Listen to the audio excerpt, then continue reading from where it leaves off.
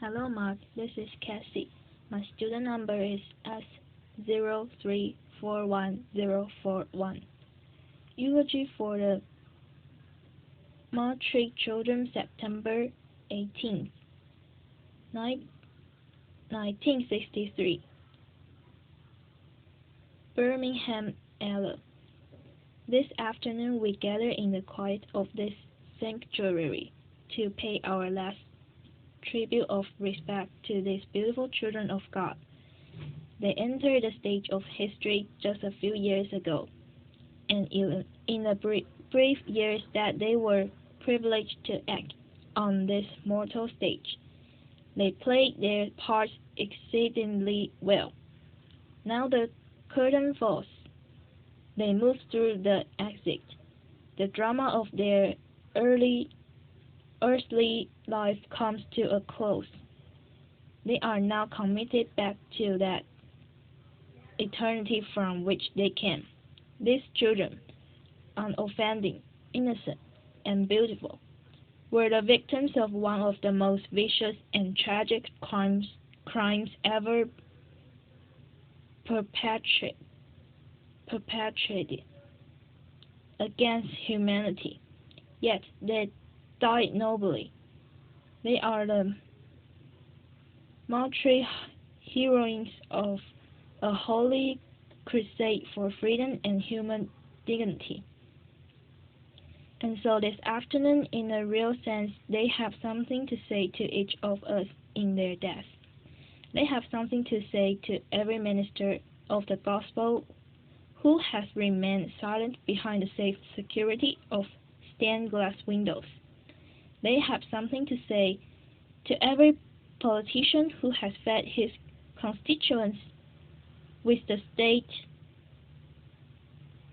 stale bread of hatred and the spoiled meat of racism.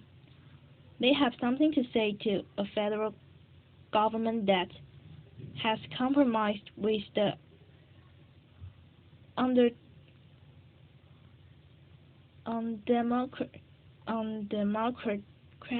undemocratic practices of southern desecrates and the blatant hypocrisy of right-wing northern Republicans. They have something to say to every Negro who has passively accepted the evil system of segregation, and who has stood on the sidelines in a mighty struggle for justice. They say to each of us, black and white alike, that we must substitute courage for caution. They say to us that we must be concerned not merely about who murdered them, but about the system, the way of life, the philosophy which produced the murderers. Their death says to us that we must work passionately and unrelentingly for the realization of the American dream. And so, my friends, they did not die in vain. God still has a way of bringing good out of evil, and history has proven over and over again that martyred suffering is redemptive. The innocent blood of these little girls may well serve as a redemptive force that will bring new light to this dark city. The Holy Scripture says, "A little child shall lead them." The death of these little children may lead our whole of them from the low road of man's inhumanity to man to the high road of peace and brotherhood. This tragic death may lead our nation to substitute an aristocracy of character for an aristocracy of color, and spilled blood of these innocent girls may cost the whole citizenry of Birmingham to transform the negative extremes of a dark past into positive extremes of a bright future.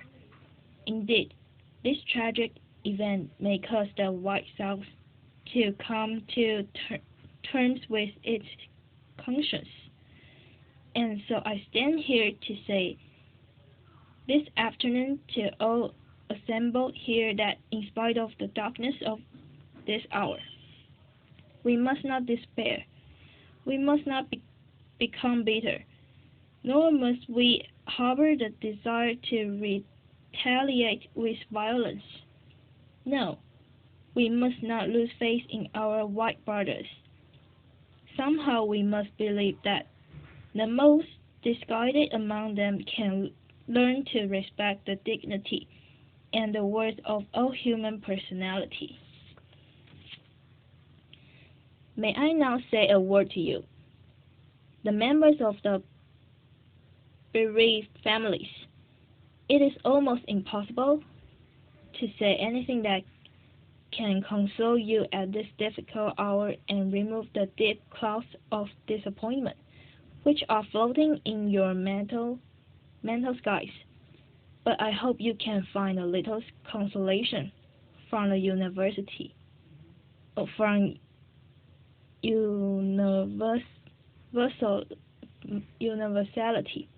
of this experience. Death comes to every individual. There is an amazing democracy about death.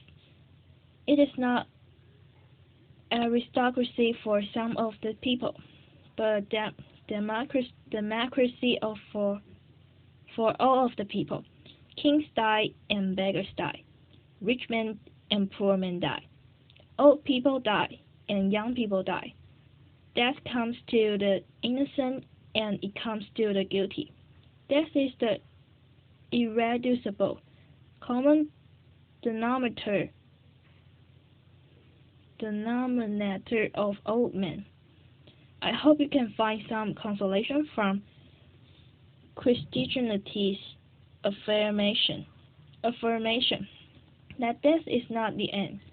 Death is not a period that ends the great sentence of life, but a comma that punctuates it to more lofty significance.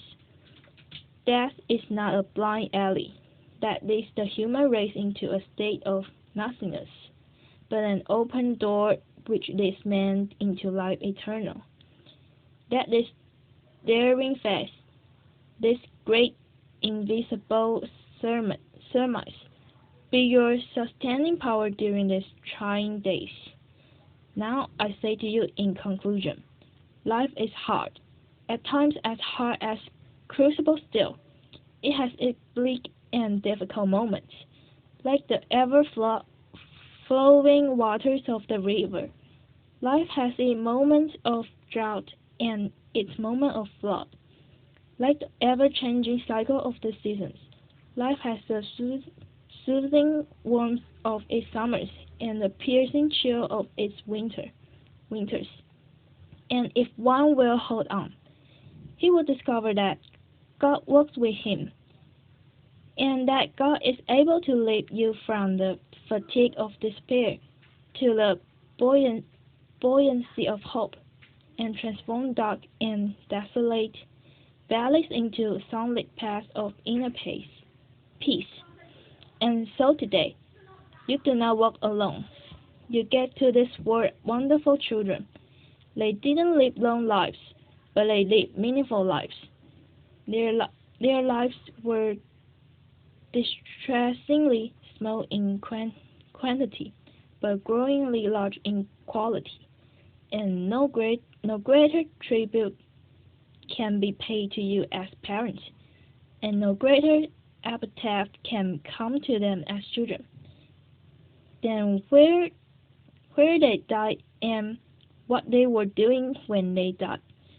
They did not die in the dives and dens of Birmingham, nor did they die discussing and listening to filthy jokes. They died between the sacred walls of the Church of God, and they were discussing the internal meaning of love. This stands out as a beautiful, beautiful thing for all generations. Shakespeare had Horatio to say some beautiful words as he stood over the dead body of Hamlet. And today, as I stand over the remains of these beautiful, darling girls, I paraphrase the words of Shakespeare. Good night, sweet princesses, good night. Those who symbolize a new day, and may the flight of angels take thee to thy eternal rest. God bless you.